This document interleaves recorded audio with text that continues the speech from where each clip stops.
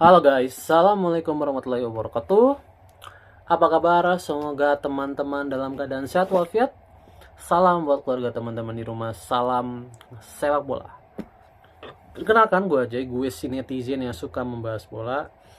Ya, jadi di video kali ini gue akan membahas soal timnas putri ya, yang dimana timnas putri ada 2 pertandingan kemarin, dimana timnas putri senior bermain di ASEAN Championship menghadapi Thailand, dan satu lagi adalah timnas U20 wanita yang menghadapi India. Sebenarnya gini, kerangka tim dari U20 dan senior ini sebenarnya hampir sama, makanya dibelah dua nih. Si Ira Warps dan kawan-kawannya bermain di senior, dan pemain-pemain bisa gue bilang pemain-pemain yang ada di klub Indonesia ini main di U20.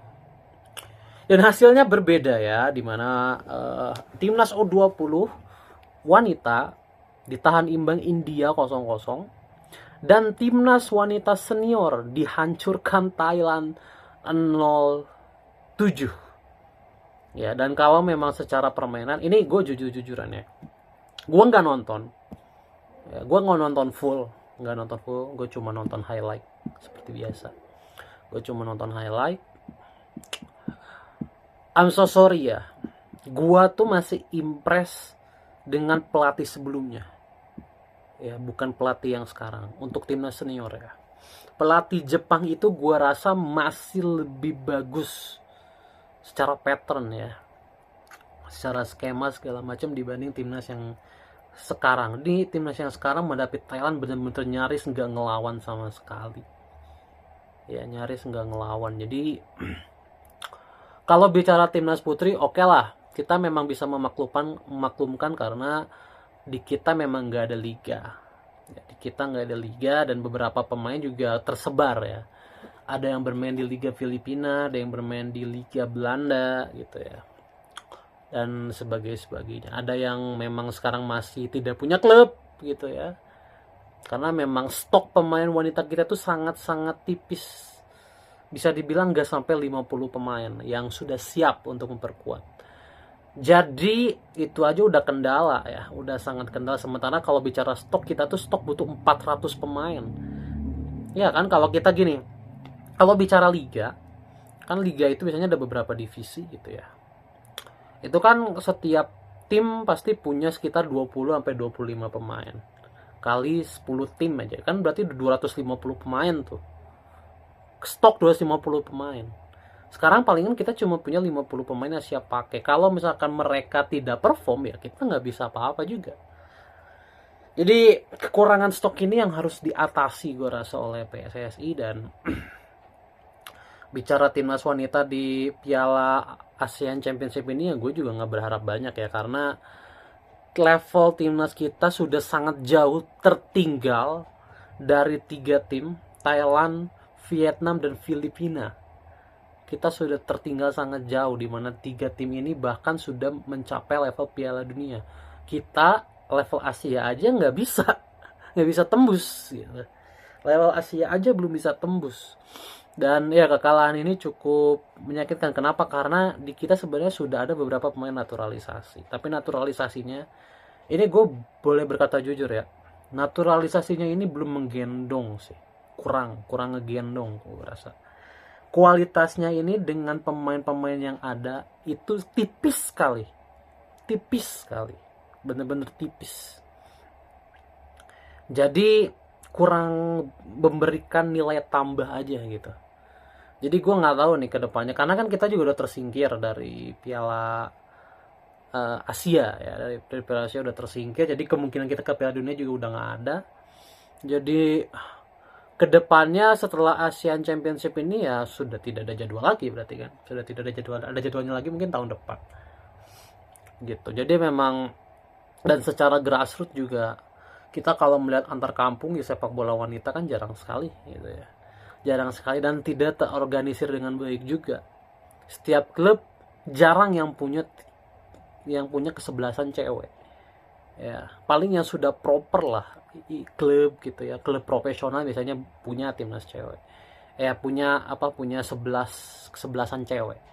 Tapi kalau tim-tim yang kurang profesional ibaratnya, tidak profesional rata-rata nggak ada mereka kesebelasan cewek. Makanya itu juga agak menghambat sedikit grassroots dari timnas cewek. Makanya gue kan sering banget ya lihat di sosial media dimana banyak sekali yang protes sama PSSI, mana liganya, kemudian kok timnas wanita segini-segini aja. Kalau gua, ya gue juga kan netizen ya, gue tidak bisa menyalahkan PSSI yang sekarang. Gak bisa. Kenapa? Karena tugas PSSI sekarang untuk membenahi sepak bola wanita sangat banyak PR-nya. Banyak sekali. Dan gak bisa diselesaikan satu sekaligus, itu gak bisa. Ya, pertama kan harus munculin habit sepak bolanya dulu, harus munculin grassroots-nya dulu, harus timnasnya juga harus perform dulu, gitu ya.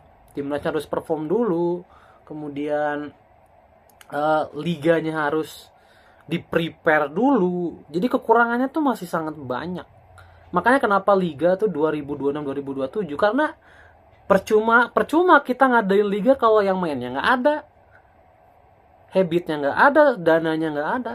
Gue yakin sepak bola putih pasti PSSI nombok, gue yakin. Kenapa? Karena ya sponsornya mau siapa, bingung juga, karena tidak terlalu seksi sepak bola cewek itu, tidak terlalu seksi. Di dunia juga tidak terlalu seksi. Jadi apalagi di Indonesia sudah mati berapa tahun gitu kan. Jadi itu sudah PR banget gitu ya. Makanya kan katanya mau difokuskan di Pulau Jawa. Itu juga kan untuk menghemat biaya juga. Jadi itu banyak perintilannya yang harus dipikirkan gitu. Gue pun kalau jadi tim manajemen PSSI pasti pusing setengah mati gitu. Tim mana yang siap, regulasinya harus seperti apa, menyikapi dengan situasi yang ada sekarang. Jadi nggak bisa semudah itu juga teman-teman. Jadi gue rasa teman-teman juga harus mengerti. Beda dengan cowok. Kalau cowok itu kalian mau ngajar PSSI, kalau timnasnya nggak perform nggak apa-apa. Kenapa? Karena timnasnya sudah proper, sudah siap. Tapi untuk wanita nggak bisa protes sejauh itu. Karena sangat kompleks. Kalau kalian pelajari dengan sangat dalam, sangat kompleks permasalahan sepak bola wanita itu. Sangat kompleks. Ya. Jadi begitu, makanya hasil di ini pun kan tidak ini ya, agak labil hasilnya kan. Kadang bagus, kadang jelek, kadang bagus, kadang jelek. Karena mereka tidak terbiasa dengan kompetisi. Pemain-pemain timnas kita tuh belum terbiasa dengan kompetisi, apalagi yang ketat, apalagi yang levelnya tinggi, itu belum terbiasa. Jadi kan harus dibiasakan dulu. Gitu. Ya, untuk sepak bola cewek. Dan U20 tahan imbang India ya.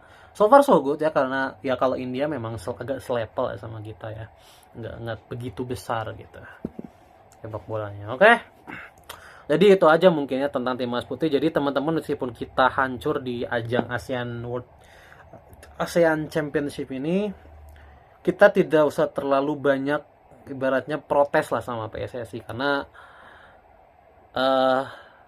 agak rumit permasalahannya. Kalau mau protes sama PSSI yang dulu. Karena PSSI yang dulu yang menghancurkan sepak bola wanita. Terus terang.